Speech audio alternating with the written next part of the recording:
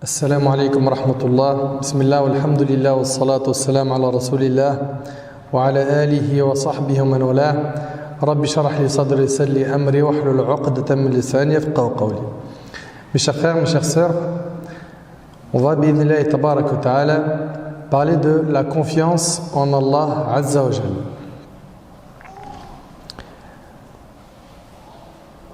Nous avons besoin en tant que musulmans de placer notre confiance en Allah subhanahu wa ta'ala. Et ce à tout moment. Dans cette dure réalité, la communauté a grand besoin et urgemment d'apprendre cette leçon, d'apprendre à placer sa confiance en Allah tabarak wa ta'ala. Et non pas en une personne, en sa famille, en son argent, en une organisation. La communauté musulmane ne doit placer sa confiance à nul autre qu'Allah Azza wa Jalla. Et la confiance en Allah tabaraka wa ta'ala n'est pas une parole qu'on répète, ni de la fumée qui s'envole. La communauté musulmane n'a ni besoin, écoutez attentivement s'il vous plaît, ni d'argent, ni de cerveau, ni de pétrole, ni d'endroit stratégique unique. Mais la communauté musulmane a besoin de connaître son Seigneur, Allah tabaraka wa ta'ala, une connaissance parfaite, comme Allah et son messager sallallahu alayhi wa sallam le souhaitent. La communauté a besoin de concrétiser la confiance en Allah seul et de laisser le résultat à qui? À Allah tabaraka wa ta'ala. Nous on place notre confiance en Allah, on fait les causes et le résultat il appartient à Allah, n'est-ce pas? Mais quelle est la définition de la confiance en Allah? Soyez attentifs s'il vous plaît. La confiance en Allah est la conviction ferme du cœur en Allah en cherchant les causes. La confiance en Allah est la conviction ferme du cœur en Allah en cherchant les causes. Nous n'avons pas à abandonner le recours aux causes. On n'a pas le droit de les ignorer, comme par exemple les causes pour trouver un travail, ou pour trouver un appartement, pour se marier. Tu ne peux pas dire moi, je reste à la maison, je fais de dua, je place ma confiance en Allah, je ne fais aucune cause et le travail va venir frapper à ma porte, idem pour le mariage, etc. etc. Non. Le musulman, il va placer sa confiance en Allah Azza wa Jalla, il va avoir recours aux causes. Il va les postuler pour un travail, CV, lettre de motivation, il fait les causes. Pareil pour le mariage. Idem pour le mariage. On n'abandonne pas les causes en disant je m'en remets à Allah. Comprenez-le bien. Ibn Abi Dunya rahimahullah rapporte avec une chaîne de transmission authentique que Omar, vous connaissez le compagnon Omar ibn Khattab radiyallahu anhu, deuxième calife de l'islam, grand compagnon. Omar ibn Khattab vit des gens et il leur a dit qui êtes-vous? Ils répondirent nous sommes ceux qui s'en remettent à Allah. Il leur répondit non, vous n'êtes que des fainéants, car ceux qui s'en remettent à Allah sont des hommes qui sèment les graines dans la terre, puis s'en remettent à Allah pour le résultat. Allah tabaraka wa ta'ala a fait des causes pour toutes choses. Chaque chose résulte d'une cause. Même le paradis a des causes comme salat, n'est-ce pas? Porter le hijab pour les sœurs, le dhikr d'Allah, la lecture du Coran, la bienfaisance envers les parents. Toute chose nécessite un recours aux causes dans cette vie. La confiance en Allah tabaraka wa ta'ala nécessite un recours aux causes. Si tu aimes vraiment le prophète sallallahu alayhi wa sallam, concrétise la confiance en Allah. Sahl ibn Sa'd at-Tustari radiyallahu anhu a dit celui qui refuse d'avoir recours aux causes refuse la sunna. Écoutez bien. Celui qui refuse d'avoir recours aux causes refuse la sunna. Et celui qui refuse la confiance en Allah refuse la foi. Le recours aux causes est une sunna du prophète sallallahu alayhi wa sallam. Et la confiance en Allah était l'état du prophète sallallahu alayhi wa sallam. Suivez bien. On a donc dit la confiance en Allah et la conviction ferme du cœur en Allah en ayant recours aux causes. Certains croient que la confiance en Allah consiste à abandonner les causes. On vous l'a dit et on le répète et on ne cessera de vous le répéter, c'est faux. Au niveau des actions, il est obligatoire d'avoir recours aux causes. Et sachez que les causes seules ne peuvent pas être utiles sans la volonté d'Allah. Et ça, on y reviendra, bi'idhnillah. Chers frères, chères sœurs, le médecin dans son cabinet, l'ingénieur dans son entreprise, le soldat sur le champ de bataille, l'étudiant dans son université, le paysan dans sa terre, le commerçant dans son commerce, tous ont recours aux causes. La connaissance, n'est-ce pas? C'est une cause. L'invention, la force, l'intelligence et bien d'autres choses. C'est une grande erreur d'abandonner les causes et dire « moi j'ai confiance en Allah ». Qui était l'homme qui plaçait le plus, écoutez bien, qui était l'homme qui plaçait le plus sa confiance en Allah subhanahu wa ta'ala? C'est qui? Non? C'est le prophète Muhammad sallallahu alayhi wa sallam. Personne n'a placé sa confiance en Allah azza wa jal autant que lui. Et avec cela, le jour où il a fait sa hijra, son immigration, quand il a quitté la Mecque pour aller à Médine, il a fait les causes ou pas? Bien sûr qu'il a fait les causes. Il a pris un guide polythéiste pour lui indiquer la route. Oui ou non?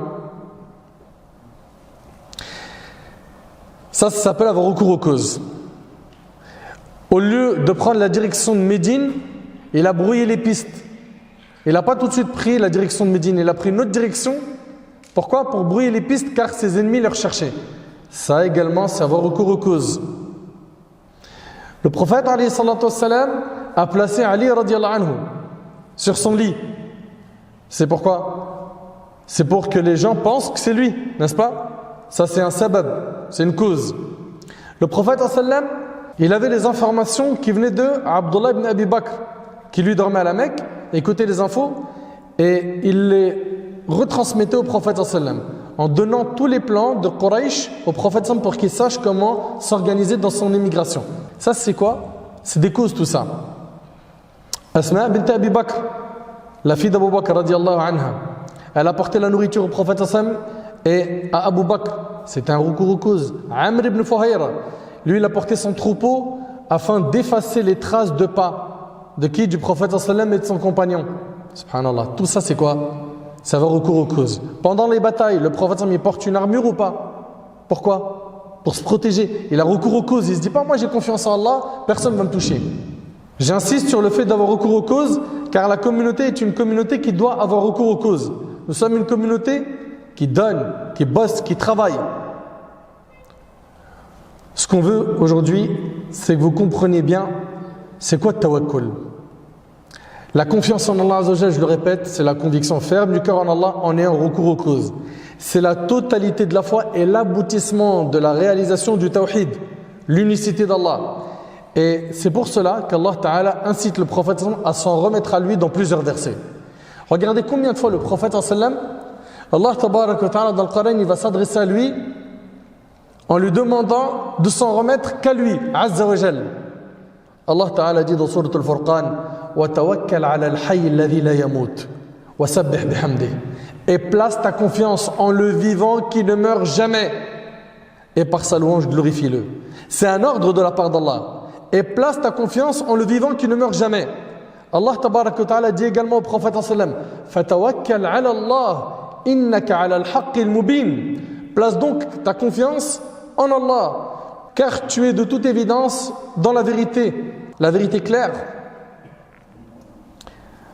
Allah Tabaraka wa Ta'ala dit au prophète sallam fa'idha azamta fatawakkal 'ala Allah. Puis une fois que tu t'es décidé, confie-toi donc à Allah. Mes frères et sœurs, sachez qu'Allah Tabaraka wa Ta'ala a fait l'éloge de ses prophètes, les prophètes au pluriel, qui ont concrétisé la confiance en Allah. Allah Ta'ala dit dans Sourate Ibrahim وَمَا لَنَا أَلَّا نَتَوَكَّلْ عَلَى اللَّهِ وَقَدْ هَدَانَا سُبُلَنَا وَلَنَصْبِرَنَّ عَلَى مَا آذَيْتُمُونَا وَعَلَى اللَّهِ فَلْيَتَوَكَّلِ الْمُتَوَكِّلُونَ. Et qu'aurions-nous à ne pas placer notre confiance en Allah alors qu'il nous a guidés sur les sentiers que nous devions suivre? Nous endurerons sûrement la persécution que vous nous infligez. Et ceux qui ont confiance en Allah s'en remettent entièrement à lui. Allah Tabaraka wa Ta'ala a fait l'éloge des compagnons du prophète alayhi salatu wassalam dans Sourate Al-Imran.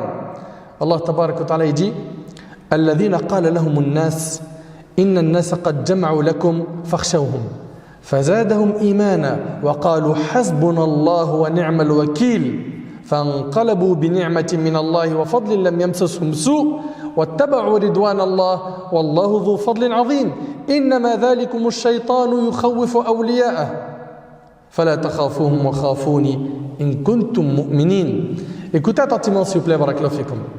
Allah Ta'ala il dit, certes, ceux auxquels l'on disait, les gens se sont rassemblés contre vous. Craignez-les. Cela a augmenté leur foi. Et ils dirent, Allah nous suffit et il est notre meilleur garant. Ils revinrent donc avec un bienfait de la part d'Allah et une grâce. Nul mal ne les toucha. Et ils suivirent ce qui satisfait Allah. Et Allah est détenteur d'une grâce immense. C'est le diable qui vous fait peur de ses adhérents. N'ayez donc pas peur d'eux, mais ayez peur de moi si vous êtes croyants. La confiance en Allah tabaraka wa ta'ala est donc une méthodologie. Et il faut avoir recours aux causes en toutes circonstances, en tout lieu. Et ensuite, avoir la conviction ferme du cœur en Allah. Ainsi, on pourra obtenir ce qu'on souhaite. Le musulman ne doit pas attacher son cœur aux causes, mais il doit attacher son cœur au Seigneur des causes. On en a beaucoup dans notre communauté qui, quand ils parlent, ils disent « c'est grâce à moi, c'est moi qui a fait. Heureusement que j'étais là. C'est mon intelligence, c'est mes diplômes. C'est grâce à moi. » Et on se jette des fleurs. C'est grâce à toi quoi? Tout ce que tu possèdes aujourd'hui est grâce à Allah subhanahu wa ta'ala. On entend souvent ces erreurs dans nos discussions. C'est grâce à moi. C'est moi qui a fait. Ou bien parfois tu entends quoi? Écoute, j'ai fait tout ce que je pouvais faire. Le reste, Allah, il le fait. Allah, il fait le reste. Méditez. Hein?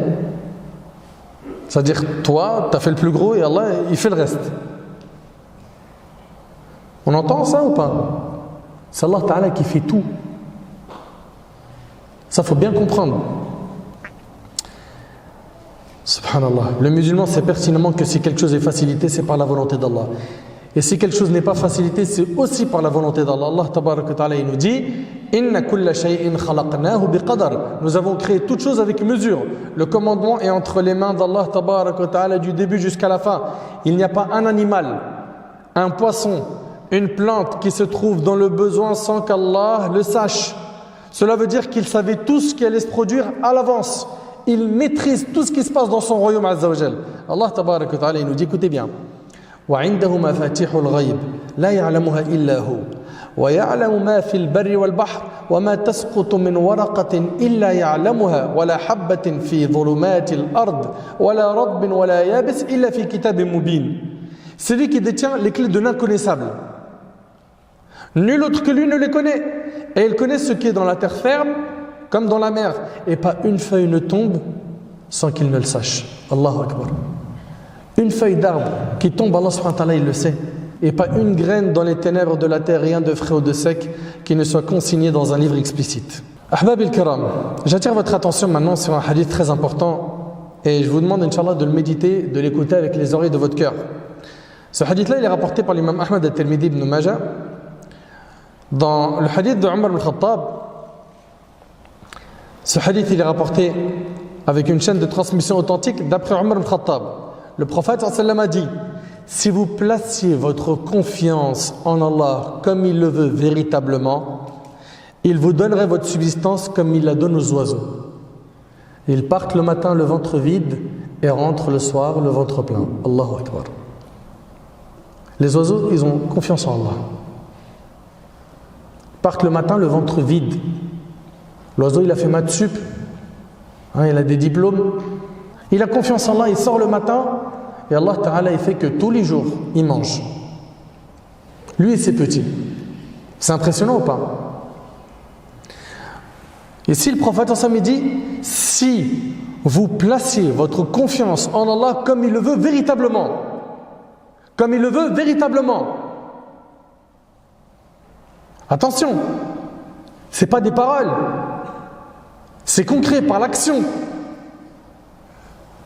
Un jour, tu vas te retrouver à chercher un emploi et peut-être tu seras éprouvé. Tu vas peut-être pas tout de suite décrocher cet emploi. Et un deuxième, et un troisième. Et il se peut que tu fasses quoi? Et il se peut que tu dises, bon, puisque j'ai pas le choix, je vais me tourner vers un emploi où il y a du haram. Parce que dans le halal, j'arrive pas. Toute personne qui place sa confiance en Allah, Allah tabaraka wa ta'ala ne l'abandonnera jamais. Ça, il faut bien le comprendre. Il se peut que tu sois éprouvé. Oui, Allah il va te tester pour voir le niveau d'amour que tu as pour lui, Azza wa Jal. Pour voir est-ce que tu es patient, est-ce que tu es prêt à sacrifier pour lui. Mais garde en tête qu'Allah ne t'abandonnera pas. Regardez, si vous placiez votre confiance en Allah comme il le veut véritablement, il vous donnerait votre subsistance comme il la donne aux oiseaux. Ils partent le matin le ventre vide et rentrent le soir le ventre plein. Sachez que la subsistance n'est pas simplement l'argent. Beaucoup de gens pensent que la subsistance c'est quoi? L'argent. Quand tu dis rizq, ça veut dire argent pour lui. Non, le terme rizq, subsistance, est bien plus large que cela. Comme le dit Ibn al-Mandour dans les Lisan al-Arab, qui est une encyclopédie de référence, il dit la subsistance est tout ce dont a besoin tout être vivant dans cette vie matériellement et moralement. Je répète. Il dit la subsistance est tout ce dont a besoin tout être vivant dans cette vie matériellement et moralement. Sachez que la foi, avoir la foi, c'est un rizq. Ça veut dire que c'est Allah qui te l'a octroyé. L'amour du prophète, c'est un rizq. Oui ou non? L'amour de la famille du prophète, c'est un rizq. L'amour des compagnons du prophète, c'est un rizq. C'est un cadeau de la part d'Allah qu'il a mis dans ton cœur. L'épouse pieuse est un rizq. L'époux pieux est un rizq. Le travail noble dans le halal, les enfants pieux, la grande maison, la mansitude, la science, le bon comportement, l'argent, la victoire, tout ça ce sont des arzaq, des subsistances. Je répète la définition de la subsistance, rizq. La subsistance est tout ce dont a besoin tout être vivant dans cette vie, matériellement et moralement. Si vous placez votre confiance en Allah comme il le veut véritablement, il vous donnerait votre subsistance comme il la donne aux oiseaux. Il nous donnerait l'argent qu'on recherche, la science, les enfants, une épouse pieuse, un mari pieux, la patience face aux épreuves, le raffermissement de la foi, la générosité, etc. Nous, on craint la pauvreté alors que c'est Allah le riche. C'est vrai ou c'est pas vrai? On craint la maladie alors que c'est Allah tabaraka wa ta'ala al-shafi, celui qui guérit, ou non? On craint le mal alors que c'est Allah le protecteur. On craint les épreuves alors que c'est Allah le secoureur. Les créatures les plus heureuses sont celles qui adorent Allah le mieux. Et subhanallah, plus le serviteur s'abaisse devant Allah et plus il montre qu'il a besoin d'Allah, plus il est proche d'Allah et plus il est estimé auprès de lui, Azza wa Jal. De plus, le serviteur est incapable d'obtenir par lui-même, écoutez bien, ce dont il a besoin et de repousser par lui-même ceux qui lui causent du tort. Il a besoin de l'aide de son Créateur. Allah tabaraka wa ta'ala est le seul à être imploré pour ce que nous désirons. Et Allah subhanahu wa ta'ala n'a pas besoin de ses créatures. Et toutes les créatures sans exception ont besoin de lui. Nous, on est les pauvres devant Allah tabaraka wa ta'ala. On a besoin de lui, Azza wa Jal. Il vous donnerait votre subsistance comme il la donne aux oiseaux. Ils partent le matin le ventre vide et ils retournent le soir le ventre plein. Les oiseaux, subhanallah, sortent le matin tôt, le ventre vide, mais ils sortent pour chercher la nourriture. Et par leur tawakkul, Allah il leur donne, subhanallah. Celui qui cherche la subsistance, Allah la lui donnera. Allah tabaraka wa ta'ala dit, méditez bien s'il vous plaît. وَمَا مِن دَابَّةٍ فِي الْأَرْضِ إِلَّا عَلَى اللَّهِ رِزْقُهَا وَيَعْلَمُ مُسْتَقَرَّهَا وَمُسْتَوْدَعَهَا كُلٌّ فِي كِتَابٍ مُبِينٍ. Écoutez bien, il n'y a point de bête sur terre dont la subsistance n'incombe à Allah qui connaît son gîte et son dépôt. Tout est dans un livre explicite. Méditez avec moi s'il vous plaît. Les animaux marins, il y en a combien? Des milliers, n'est-ce pas? Il y en a un nombre incalculable. Ils sont très nombreux, oui ou non? Ils mangent tous à leur faim. Qui pourvoit leur subsistance? Allah. Les oiseaux, pareil, sont très nombreux. Qui s'occupe de les nourrir? Qui? Allah tabarak wa ta'ala. Les animaux, les humains, subhanallah, Allah tabarak wa ta'ala leur accorde leur subsistance à tous. Médite sur ces animaux qui vivent dans des endroits sombres et ténébreux ou qui vivent sous la terre. Pense aux fourmis, pense aux insectes. Tout le monde est nourri. Qui leur octroie cette subsistance? C'est Ar-Razzaq, Allah tabarak wa ta'ala. Il y a un verset, subhanallah, qui est très très fort. Et j'aimerais, Inch'Allah, qu'on le médite. Allah tabarak wa ta'ala, dans Sourate Al-Dhariyat, il dit وَفِي السَّمَاءِ رِزْقُكُمْ وَمَا تُوعَدُونَ فَوَرَبِّ السَّمَاءِ وَالْأَرْضِ إِنَّهُ لَحَقٌّ مِثْلَ مَا أَنَّكُمْ تَنْطِقُونَ. Et il y a dans le ciel votre subsistance et ce qui vous a été promis. Par le Seigneur du ciel et de la terre, ceci est tout aussi vrai que le fait que vous parliez. Dans ce verset, Allah tabarak wa ta'ala, il nous informe que la subsistance se trouve dans le ciel et non sur terre. Pourtant, l'argent est sur terre. Les entreprises sont sur terre. Le commerce est sur terre. Oui ou non? Allah tabarak wa ta'ala, il nous dit que la subsistance, elle se trouve dans le ciel. Il va falloir comprendre que la subsistance est bien dans le ciel, auprès d'Allah. Et que sur terre, nous n'avons que des causes. Et celui qui va mettre de l'effet dans ces causes, c'est Allah Azza wa Jal. Sans Allah, telle entreprise n'aurait pas marché. Sans Allah, ce groupe n'aurait pas pu s'organiser pour monter tel projet, tel business. Sans Allah, on n'aurait rien eu. Ça doit donc nous pousser à être humbles. Et de ne pas être de ceux qui parlent en disant moi je, c'est moi qui, moi, toutes ces lettres elles commencent par moi. C'est le centre du monde, mashallah. Un peu d'humilité. Ce qu'il faut comprendre de ce verset, c'est que la subsistance vient du ciel et que la terre contient les causes. Cela veut dire que ces causes fonctionnent par un ordre divin. Le fait de s'appuyer sur les causes de la pourvoyance et de faire des causes, la seule raison de ta pourvoyance est un manquement dans l'unicité d'Allah.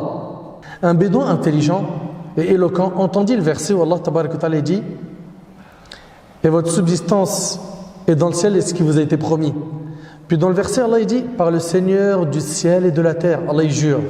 Ceci est tout aussi vrai que le fait que vous parliez. Il a dit, qu'est-ce qui a mis en colère le généreux pour qu'il jure?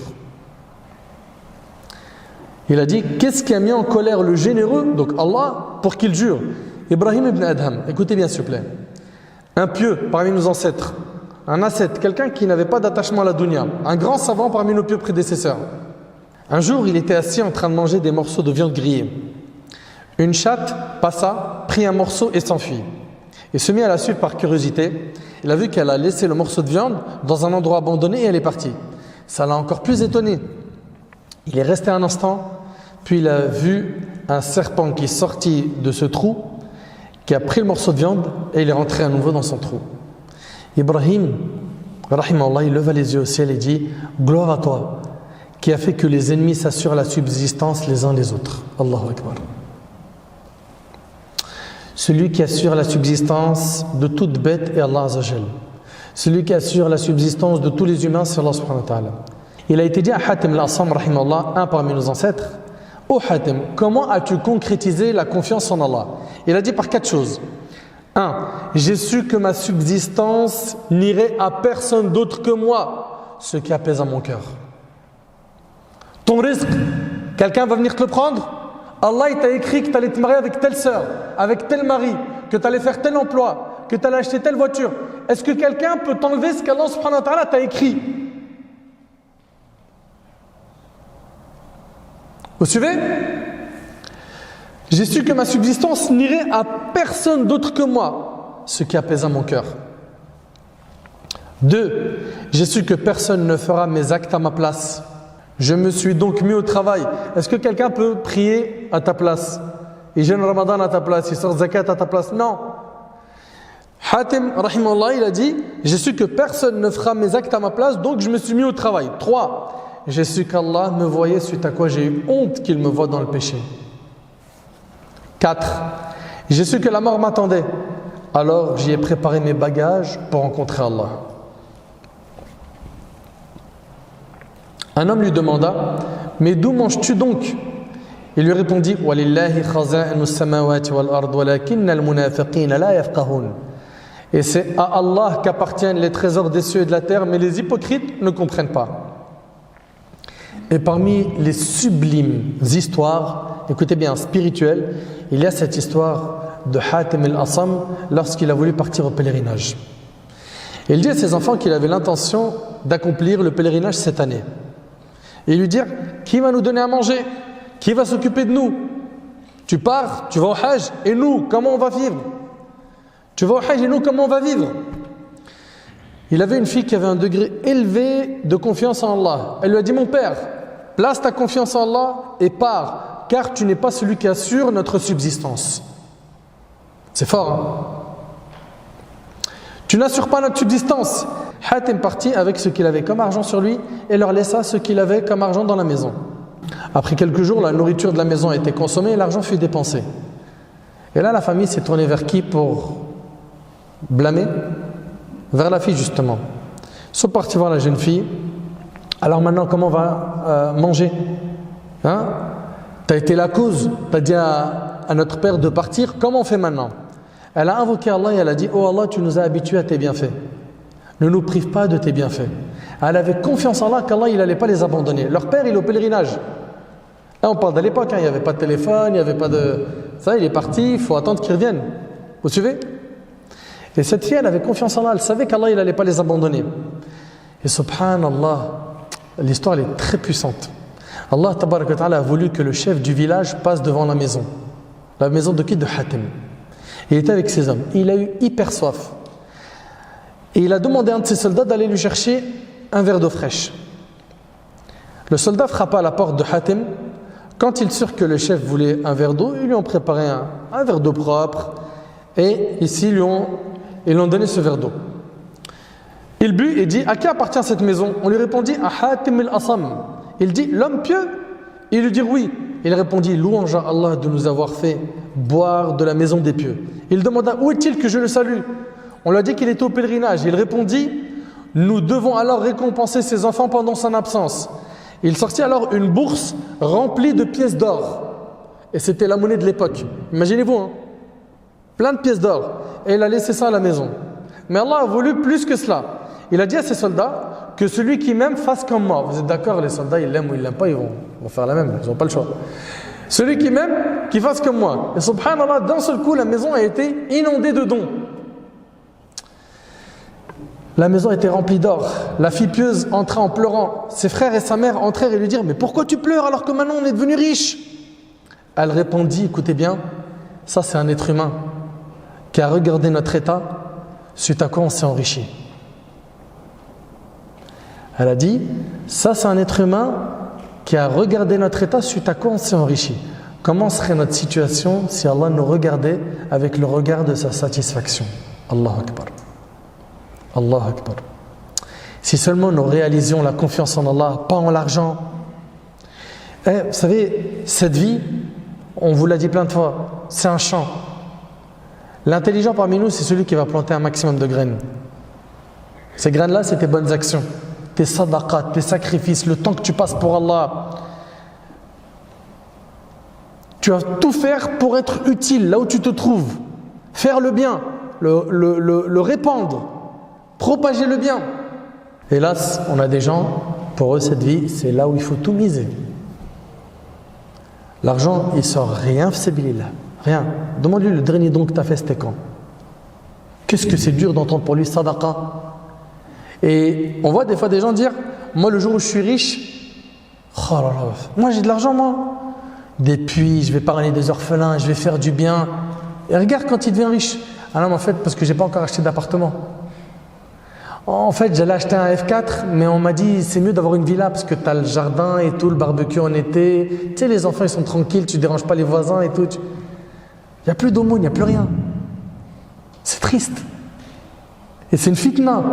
Qu'Allah Azza wa Jalla nous donne la force de tenir face à cette épreuve, celle de la dunya, l'argent.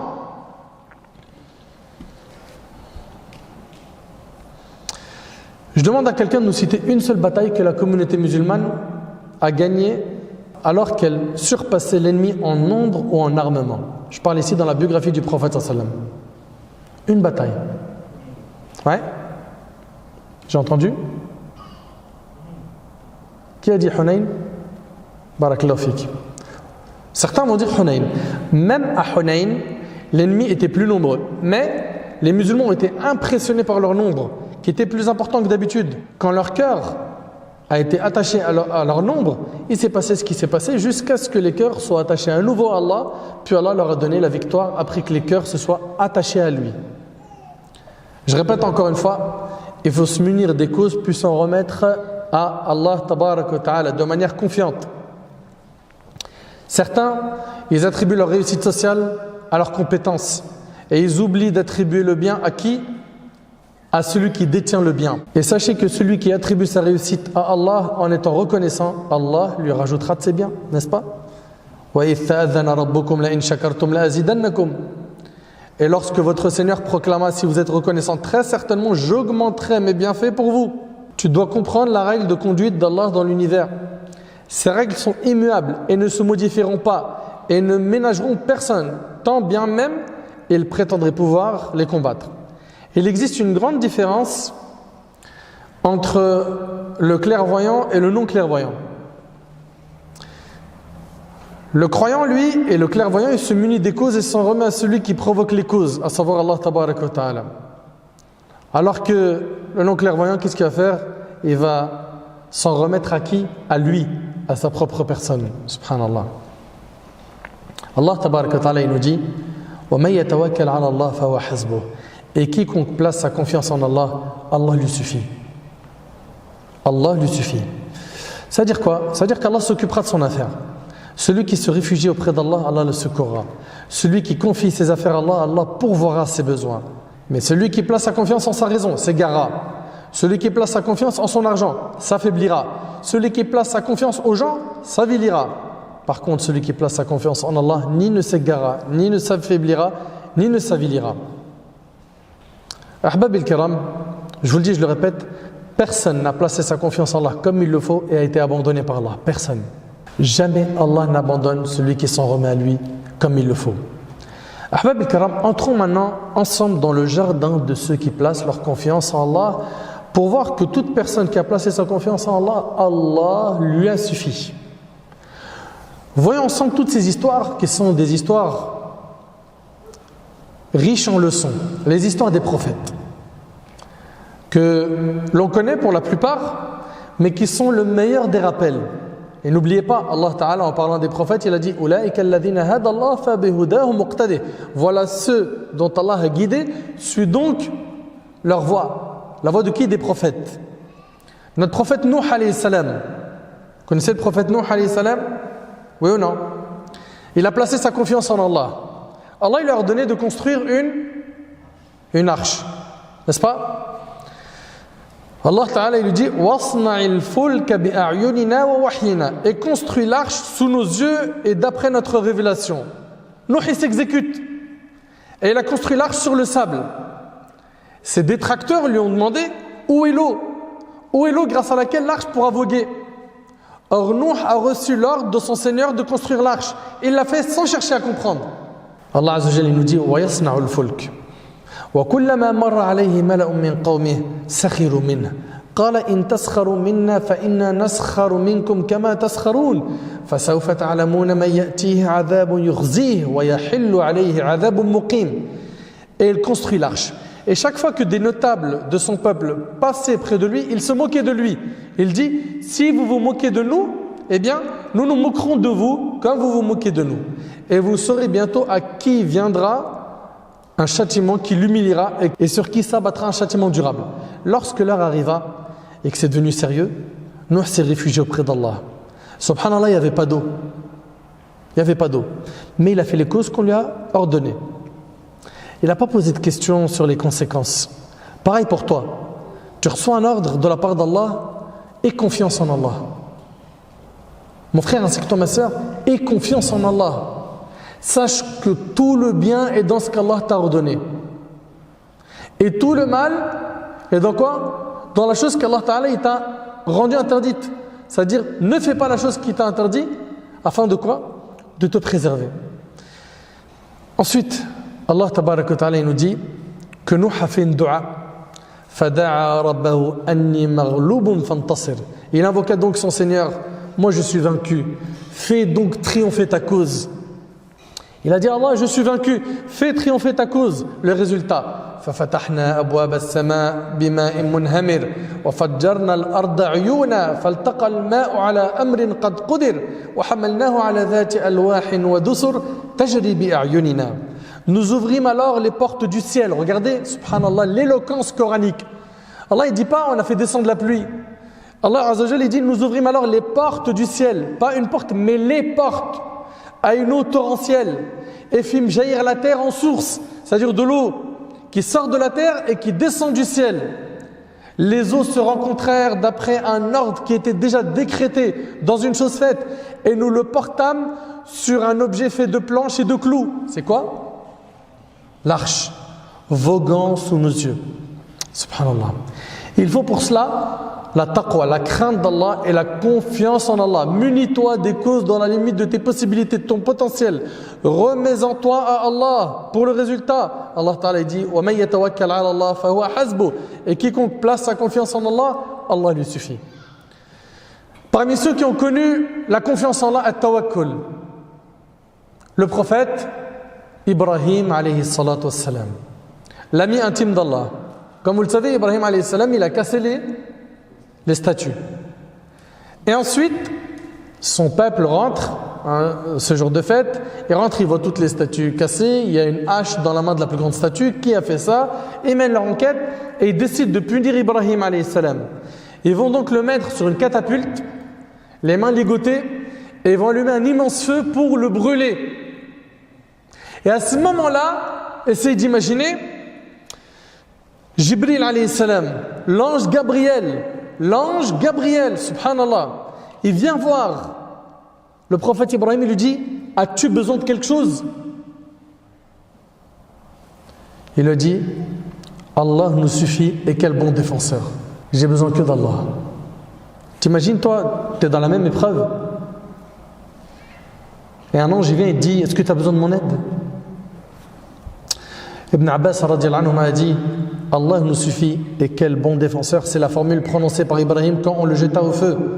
Elle a été de même prononcée par Muhammad sallam quand on lui dit les gens ont mobilisé des masses contre vous, craignez-les. Cela augmenta leur foi et ils dirent Allah nous suffit et quel bon défenseur. Rapporté par le Bukhari.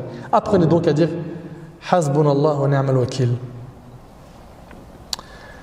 Comme vous le savez, Ibrahim alayhi salam, il a placé sa confiance en Allah avant d'être jeté dans le feu. Suite à quoi? Il n'a pas été brûlé. Par la loi physique, le feu brûle, n'est-ce pas? Allah a créé le feu et lui a donné cette propriété. Jette quelque chose dans le feu, tu verras qu'il va brûler, oui ou non? Existe-t-il un feu qui ne brûle pas? Non. Et ici, Allah tabaraka wa ta'ala a fait que notre prophète Ibrahim alayhi salam n'a pas brûlé dans ce feu. Allah Ta'ala dit Qulna ya nar kuni bardan wa salaman ala Ibrahim. Nous dîmes au feu, soit pour Ibrahim, écoutez bien, une fraîcheur salutaire. Allah Ta'ala, s'il aurait dit juste soit pour Ibrahim une fraîcheur, il aurait peut-être quoi? Souffert du froid. Il aurait pu même geler. Mais Allah Ta'ala dit une fraîcheur salutaire. Et vous savez, Ibn Kathir, rahimahullah, il dit dans l'explication de ce verset que le feu avait simplement consumé la corde qui avait servi à ligoter ses mains. C'est la seule chose qui a brûlé de lui. Subhanallah. Hajar alayhi salam. Hajar alayhi salam, c'est l'épouse de qui? J'entends pas? Du prophète Ibrahim alayhi salatu wassalam. Ibrahim alayhi salam, il prend sa femme Hajar et son bébé Ismaïl. Où? Dans un lieu désertique, où il n'existait, écoutez bien, où il n'existait ni plante ni eau. Ils se rendirent donc dans cette zone aride sur laquelle naîtra plus tard la ville de la Mecque. Cette histoire, vous la retrouvez dans Sahih al-Bukhari selon Ibn Abbas, radiyallahu anhuma. Ibrahim alayhi salam, il emmène son épouse et ce nourrisson, ce bébé, son fils Ismaïl. Elle est en train de l'allaiter. Et il les dépose dans l'endroit où plus tard il y aura quoi? La Kaaba. À l'endroit le plus haut de la mosquée. Subhanallah. À l'époque, il n'y avait aucun humain qui vivait là-bas. Pas d'eau, rien, personne. Il les dépose avec un sac de dattes et une autre pleine d'eau. Et d'ailleurs, Ibrahim alayhi salam, il va invoquer Allah. Il va dire quoi? Rabbana, inni askantu min dhurriyyati biwadin ghayri dhi zar'in 'inda baytika al-muharram. Rabbana liyuqimu as-salata faj'al af'idatan min an-nas tahwi ilayhim warzuqhum min ath-thamarati la'allahum yashkurun. Ô notre Seigneur, j'ai fixé une partie de ma progéniture dans une dépression impropre aux cultures, dans un endroit désertique, juste auprès de ta maison sacrée. Ô notre Seigneur, pour qu'ils accomplissent la prière, fais que des cœurs d'entre les humains se précipitent vers eux. Fais leur attribution de fruits, peut-être seront-ils reconnaissants. Il dépose sa femme dans cet endroit désertique et il rebrousse chemin. Et là, qu'est-ce qui se passe? La mère d'Ismaïl, elle le suit en disant « Où vas-tu » Elle lui dit « Où vas-tu en nous laissant dans cette vallée où il n'y a ni humain ni objet ?» Et elle répète la question plusieurs fois. Et il ne lui prête pas attention. Ensuite, elle lui dit « Est-ce que c'est Allah qui t'a ordonné cela ?» Il a dit oui. Et regardez le réflexe, elle a dit « Alors, il ne nous abandonnera pas. »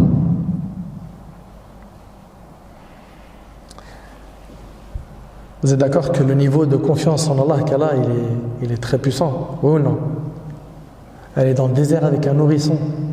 Il n'y a personne, il n'y a pas un humain, il n'y a rien, pas une construction, rien. Elle place sa confiance en Allah. Elle part avec son bébé dans cet endroit. Elle va rester dans cet endroit avec son bébé. Et à un moment donné, vous savez tous ce qui va se passer. Elle va commencer à chercher de l'eau. Et de là va jaillir la source de Zamzam. Et quand il y a de l'eau dans un endroit, les oiseaux généralement se réunissent dans ce périmètre. Et la tribu de Jurhum, en passant par là, elle va dire ici, il y a un indicateur qui prouve quoi? Qu'il y a de l'eau. Et d'un seul coup, il va y avoir cette tribu qui va s'installer autour d'elle et la vie va naître dans cette ville. Cette ville va par la suite devenir peuplée de gens. Subhanallah. Ça, c'est une épreuve qu'il a réussi, Ibrahim alayhi salam. Le temps passe et Ibrahim alayhi salam, il retrouve son fils Ismaïl plus tard. Et après, il se voit en rêve en train de faire quoi? De l'égorger. Inni ra'aytu fi al-manam anni adbahuk. Il dit à son fils, j'ai vu un rêve que j'étais en train de t'égorger. Qu'est-ce qu'il lui dit? Ya abati if'al ma tu'mar satajiduni insha'Allah min as-sabirin. Ô père, mon cher père, fais ce qui t'a été ordonné. Tu me trouveras, si Allah le veut, parmi le nombre des quoi? Des endurants. Subhanallah. Lui, il a confiance en Allah. Sa mère a la confiance en Allah. Ibrahim alayhi salam, le père, a confiance en Allah. Remarquez qu'à chaque fois qu'Ibrahim alayhi salam, il a eu le choix entre Allah et quelque chose, il a toujours choisi Allah. Entre Allah et son peuple, il a choisi Allah. Entre Allah et son père, Azar, celui qui fabriquait les statues, il a choisi Allah. Entre Allah et son épouse, entre Allah et son fils, à chaque fois qu'il a été mis à l'épreuve, il a toujours choisi Allah. Et c'est comme ça que tu seras un gagnant, en choisissant tout le temps Allah. Dans chaque affaire, fais ce qu'Allah tabaraka wa ta'ala t'a demandé de faire.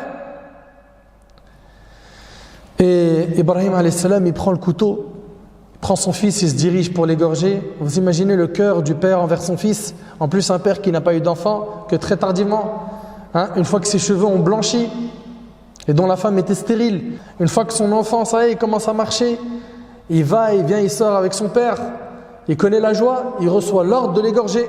Une épreuve difficile, mais il l'a réussi. Et qu'est-ce qu'Allah tabaraka wa ta'ala a fait?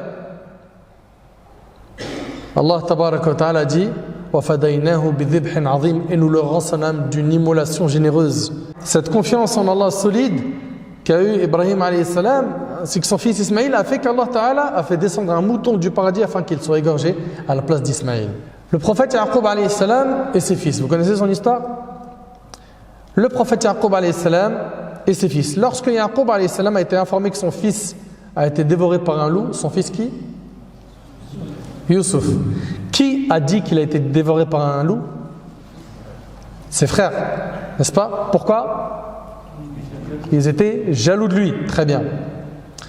Le temps passe et après, Youssouf alayhi salam devient le ministre des finances en Égypte, n'est-ce pas? Puis, après, il y a une disette, une famine, et les frères de Youssouf décident d'aller en Égypte. Pourquoi? Pour avoir de la nourriture. Et là, à ce moment-là, il décide de garder qui? Yusuf alayhi salam. Benyamin, le petit frère. Yaqub alayhi salam, il perd dans un premier temps Yusuf alayhi salam et dans un second temps, Benyamin. Il a pleuré, il était triste, il en est même devenu aveugle. Il a toujours gardé confiance en Allah et il avait une bonne opinion d'Allah et Allah Azza wa Jalla lui a rendu son fils Yusuf et Benyamin après une longue absence. Parmi les personnes qui ont eu confiance en Allah fermement, on a le prophète Moussa alayhi salam.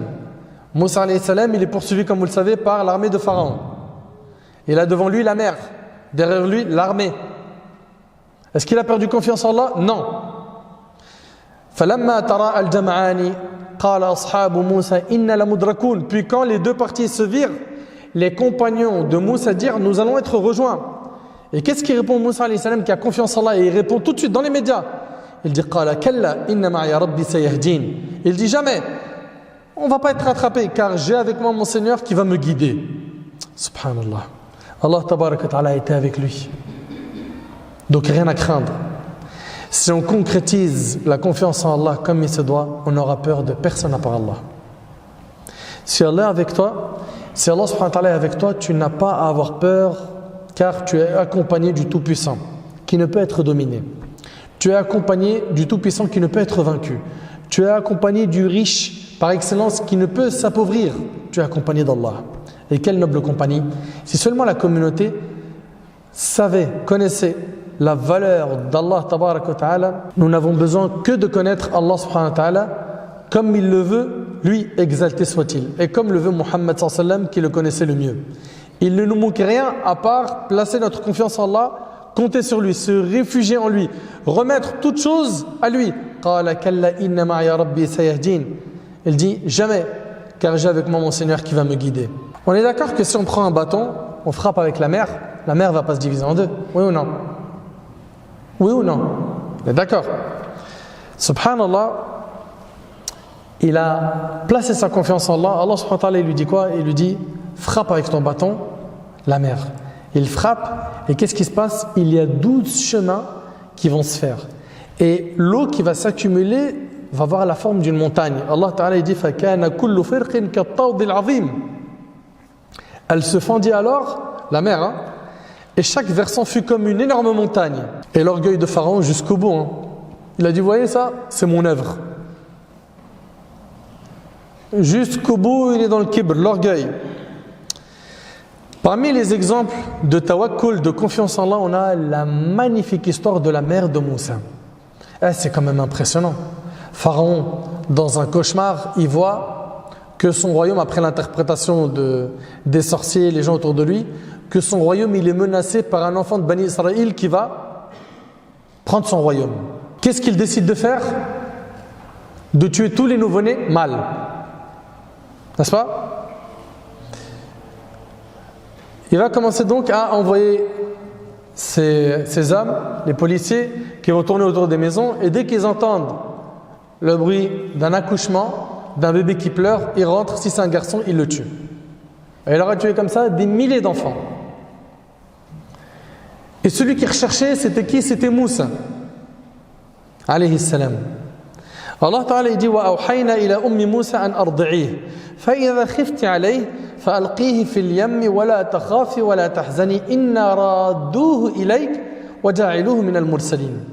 Allah Ta'ala dit: et nous révélâmes à la mère de Moussa. Et ici, le mot révélâmes est à comprendre dans le sens nous inspirâmes, car il n'y a eu aucune femme prophète. D'accord? Et donc nous inspirâmes à la mère de Moussa ceci: allaite-le. Et quand tu craindras pour lui, jette-le dans le flot, dans la mer. Et n'aie pas peur et ne t'attriste pas. Nous te le rendrons. Ça, c'est une promesse divine. Mais c'est pas fini. Et ferons de lui un messager. Allahu Akbar. Et feront de lui un messager. La mère de Moussa met son fils donc dans une caisse, puis elle le jette dans la mer. Cette caisse ne va pas se noyer parce qu'Allah Tabaraka Ta'ala a dit: nous te le rendrons. C'est une promesse divine. La caisse va s'arrêter devant le palais de Pharaon. Assia va voir de loin la caisse. Et Assia, c'est qui? C'est la femme de Pharaon. Très bien. C'est une femme modèle. Hein, c'est une parmi les femmes modèles qui a cru en Moussa alayhi salam, qui a adoré Allah tabarak wa ta'ala, et qui d'ailleurs a été tué sauvagement. Par qui? Par Pharaon et ses hommes. Elle a tout de suite eu de l'amour pour ce bébé. Allah Ta'ala il nous dit وَقَالَتِ امْرَأَةُ فِرْعَوْنَ قُرَّةُ عَيْنٍ لِي وَلَكَ لَا تَقْتُلُوهُ عَسَىٰ أَن يَنْفَعَنَا أَوْ نَتَّخِذَهُ وَلَدًا وَهُمْ لَا يَشْعُرُونَ. Or, la femme de Pharaon dit, cet enfant recueilli réjouira ma vue et la tienne. Ne le tuez pas. Il pourrait nous être utile ou le prendrons-nous pour enfant? Et il ne pressentait rien. Subhanallah, on sait qu'après, il y a eu pas mal de nourrices qui sont passées. Pourquoi? Pour allaiter Moussa. Mais il a refusé le lait de toutes les nourrices. Et c'est devenu une affaire qui s'est propagée dans le palais au point où c'était la discussion de tout le monde. Le bébé ne veut pas se nourrir, ne veut pas manger, ne veut rien prendre. Et l'annonce a été faite par la suite. La recherche d'une nourrice s'est étendue jusqu'à ce que l'appel a été fait dans les marchés. Et là, c'est la sœur de Moussa qui, en passant devant un marché, entend cette information. Elle le rapporte donc à sa mère. Sa mère vient et subhanallah, dès qu'il a goûté au lait de sa mère, tout de suite, il s'est nourri, il s'est tranquillisé. Et d'ailleurs, Pharaon, ça l'a étonné. Il dit, est-ce que c'est sa mère? Et bien sûr, ici, elle a caché la vérité. Et à la fin, il lui a proposé un salaire et de vivre dans ce palais pour nourrir le bébé qui est Moussa alayhi salam. C'est-à-dire, subhanallah, lui qui en a tué des centaines de milliers, celui qui craignait, finalement, il va grandir dans son palais en sécurité. Et c'est sa mère qui l'allaite dans le palais de Pharaon, subhanallah. C'est impressionnant. Mais la mère de Moussa préférera l'allaiter chez elle en prétextant qu'elle a un foyer à gérer, son époux, ses enfants, etc. Et il lui accordera cela. Ici, elle a eu confiance en Allah subhanahu wa ta'ala. Notre prophète Muhammad alayhi salatu wassalam, il quitte la Mecque, il va en direction de Médine. Mais avant d'aller à Médine, il va se réfugier dans une grotte qu'on appelle la grotte de Thawr. Il va y rester combien de jours? 3 jours. 3 jours. Il va rester là-bas avec son compagnon Abu Bakr radiyallahu anhu. Et à un moment donné, l'ennemi qui eux cherchent à tout prix le prophète sallam, parce qu'il y aura un prix qui va être donné à celui qui capture le prophète sallam. Ce prix est de 100 chameaux. 100 chameaux. Ici, Abu Bakr as-Siddiq radiyallahu anhu dira au prophète sallam, si l'un d'eux il avance un peu plus, il va nous voir. Il va nous voir ici dans cette grotte. Et là, le prophète sallam de lui dire, oh Abu Bakr, que penses-tu de 2 personnes lorsqu'Allah est leur 3e compagnon rapporté par le Bukhari? Tu crois qu'on est seul, toi et moi? Allah Azza wa Jalla, il est avec nous.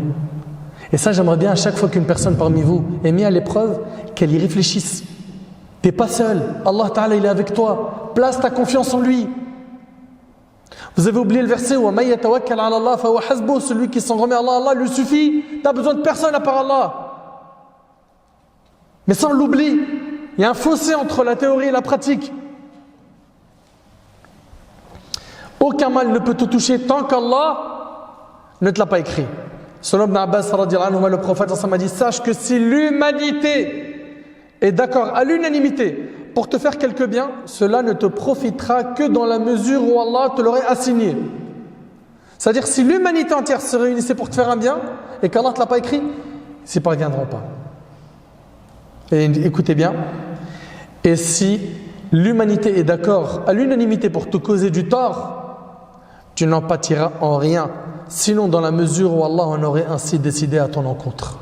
C'est-à-dire, si l'humanité se réunit, complote pour te faire du mal, qu'Allah n'a pas écrit, ils n'y parviendront jamais. Jamais. Et le hadith il est rapporté par Ahmad et d'autres.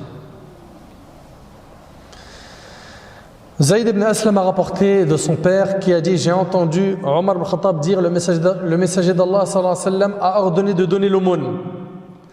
Et il se trouvait que j'avais une somme d'argent. Alors je me suis dit, aujourd'hui je ferai mieux qu'Abu Bakr. Omar il était toujours en concurrence avec qui? Avec Abu Bakr, dans le bien. Il a dit, aujourd'hui je ferai mieux qu'Abu Bakr. si j'arrive un jour à rivaliser avec lui. Il a fait don de la moitié de sa richesse. Ça c'est Omar al-Khattab, la moitié de sa richesse en don. Le prophète sallallahu alayhi wa sallam m'a demandé, il demande à Omar, qu'as-tu laissé pour ta famille? Il a dit, j'ai laissé l'équivalent de ce que j'ai donné. Mais Abu Bakr avait apporté toute sa richesse. Et le messager d'Allah sallallahu alayhi wa sallam lui a demandé, qu'as-tu laissé pour ta famille? Il a répondu, je lui ai laissé Allah et son messager. C'est le plus beau cadeau que tu peux laisser à ton enfant. Une éducation islamique. Omar a dit, Omar par la suite il a dit, je ne rivaliserai plus jamais avec toi en quoi que ce soit. Je ne rivaliserai plus avec toi, Abu Bakr. Et certains vont dire, ouais mais akhi, ça c'est les prophètes, ça c'est les compagnons. Nous on vient à une époque différente, akhi. Nous on n'est ni prophète ni compagnon. Eh bien écoutez avec moi ces deux histoires contemporaines. Ici, subhanallah, il s'agit d'un parmi les musulmans qui a été fortement éprouvé. Éprouvé par une maladie au cœur. Et je demande à Allah subhanahu wa ta'ala par l'occasion de guérir tous les malades musulmans. Il a décidé de se rendre à Londres pour se soigner. Les médecins ont décrété qu'il fallait recourir à une opération chirurgicale afin d'élargir un des ventricules. Ce frère, qui est un enseignant à l'université, a juré qu'avant son départ pour Londres, il était assis avec un ami et en face de lui se trouvait un boucher qui vendait de la viande. Et il y avait une vieille dame qui a attiré son regard. Elle ramassait tout ce qui tombait par terre, de la boucherie. Gras, viande, os. Son cœur s'est attendri. Il s'est dirigé vers cette vieille dame et lui a demandé, mais qu'est-ce que tu es en train de faire? Elle lui a dit, j'ai 6 filles et on n'a pas mangé de viande depuis 1 mois. Il a été ému. Ça lui a fait verser des larmes. Il lui a dit, qu'est-ce que tu veux? Elle lui a dit, je veux juste 500 grammes de viande. C'est tout. Le frère a demandé au boucher de lui servir 2 kilos de viande et de lui servir 2 kilos de viande par semaine. Et il a payé l'équivalent d'une année. C'est quelque chose, hein? Ou non? Cette vieille dame a commencé à pleurer, à lever les mains au ciel en invoquant Allah en faveur de cet homme. Et vous connaissez la beauté et la saveur des invocations naturelles de nos mamans. Des invocations qui déchirent le cœur. Le frère a donc pleuré. Puis, il retourne discuter avec son ami et en retournant chez lui, il se sent bien, il se sent heureux, il se sent léger. Et quand on fait du bien, généralement, ça nous procure de la joie, oui ou non? Il a senti une force dans son corps. Il frappe à la porte, sa fille étudiante à l'université lui a ouvert, et elle a tout de suite remarqué un changement, que son père, il dirait qu'il allait mieux. Il lui a raconté toute l'histoire, sa fille a pleuré, puis a invoqué Allah en ces termes, « Oh Allah, rends-nous heureux par la guérison de notre père, comme tu as rendu heureuse cette mère et ses filles. » Puis Allah subhanahu wa ta'ala a répondu à l'invocation. Subhanallah. 2-3 jours après, tout a changé. Il ressent de la force, de l'énergie, mais la famille insiste. Pourquoi? Pour qu'il se rende à Londres et qu'il subisse l'opération. À ce moment-là, il a commencé à pleurer. Il a commencé à pleurer, mais c'était vraiment fort, comme s'il n'avait jamais pleuré de sa vie auparavant. Il arrive à l'hôpital à Londres. Les médecins ils sont stupéfaits. Ils lui demandèrent, qu'as-tu fait pendant cette absence? Les radiographies ne décèlent rien d'anormal. Allahu Akbar. Tout est rentré dans l'ordre. L'opération n'est plus à l'ordre du jour. Il a commencé à pleurer. Et il a dit, j'ai commercé avec Allah et Allah m'a guéri. J'ai commercé avec Allah et Allah m'a guéri. Allah Ta'ala dit, et quiconque place sa confiance en Allah, Allah lui suffit. Subhanallah. Une autre histoire, c'est l'histoire de cette sœur dont le mari s'est absenté. Elle était pauvre. Elle avait une fille qui est tombée malade pendant une nuit. Maladie ordinaire avec fièvre. Elle n'avait pas de médicaments et elle n'avait pas mangé la veille. La mère a décidé en guise de remède de prier 2 rak'at et d'invoquer Allah afin qu'il la guérisse. Elle n'a pas d'argent, elle n'a rien. À 2h du matin, elle entend quelqu'un qui frappe à la porte. La maman, elle est étonnée. Elle raconte que son père, donc la mère de la fille malade, son papa, donc le grand-père en fait de la fille, il se précipite vers la porte et qui est là? C'est le docteur, le médecin. Médecin à 2h du matin, qui l'a ramené ce médecin?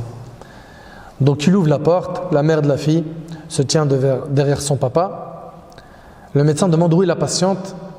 Ils le font rentrer, il ausculte la malade, il écrit l'ordonnance, puis après avoir terminé, il exige le paiement de la facture, de la consultation.